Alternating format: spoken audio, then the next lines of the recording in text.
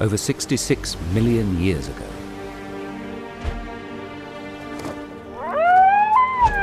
Our world was ruled by dinosaurs.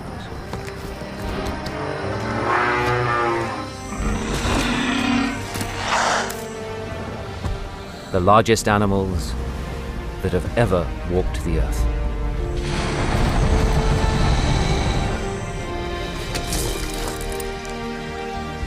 Today, dinosaur experts across the globe are uncovering the bones they left behind,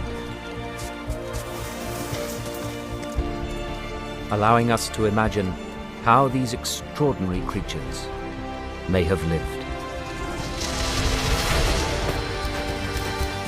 so that we can tell their stories. And they can walk again.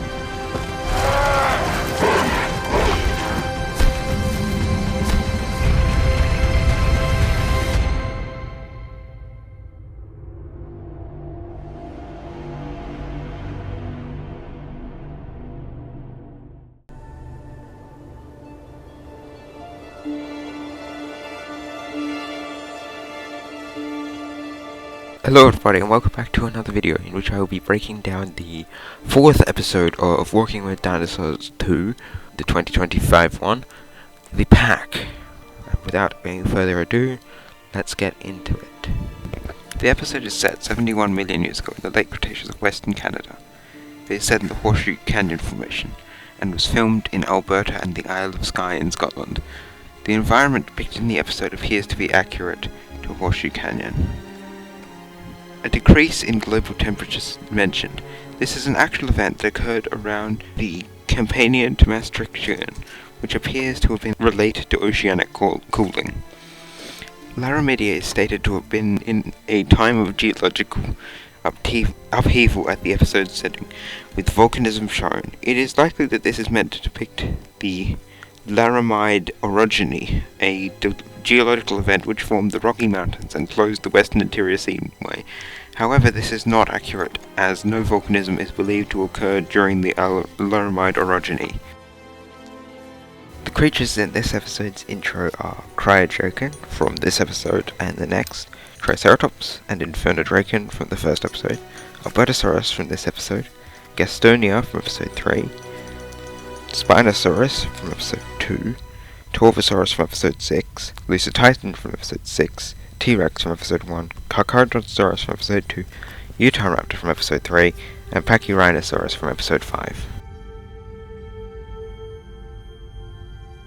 Rose is a teenage female Albertosaurus.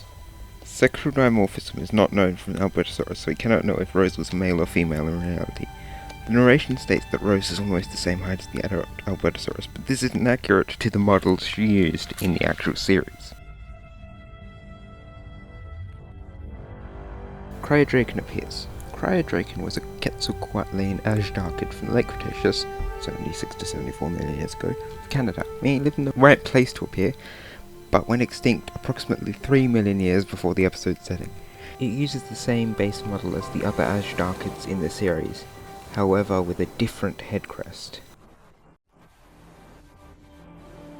Albertosaurus was an Albertosaurian tyrannosaurid from the late Cretaceous, approximately 71 to 68 million years ago, of Alberta, meaning it lived in the right place and time to appear. Rose is given a high running speed estimate, 30 miles per hour, or 48 kilometers per hour, which is believed to be accurate for younger Albertosaurus, although it is unlikely that this would have made her the fastest land predator on Earth, as the series claims. There is actually some evidence of pack hunting in Albertosaurus, as bone beds have been found containing multiple individuals of various age which are believed to have died together. There is also evidence of cannibalism in Albertosaurus, as we have found an Albertosaurus hip bone with bite marks which correspond to the teeth of other Albertosaurus in it.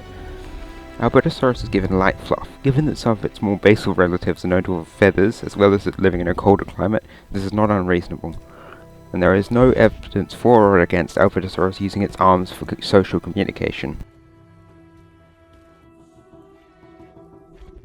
A Rhinoceratops appears. A Rhinoceratops was a chasmosaurian, the branch of ceratopsids with long throats and prominent brow horns, from the late Cretaceous, 70 million years ago, of Canada, meaning it lived in the right place at around the right time to appear.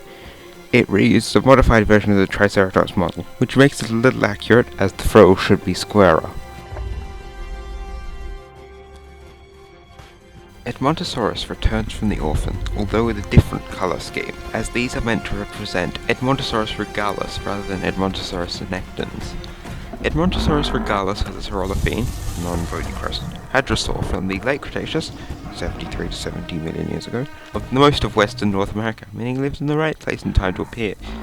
The Edmontosaurus carry over the head hump from Edmontosaurus senectans in episode 1. We now know that this is based on an as yet unnamed third species of Edmontosaurus, which had this hideous structure. However, it is not accurate to apply this to Edmontosaurus regalis, which is known to have a different fleshy structure on its head. Their front feet are accurately given hooves. There is some evidence of Edmontosaurus migrating, although this is certainly not definitive, and Edmontosaurus did live in herds, as pointed to by several bone beds, as well as fossilized trackways.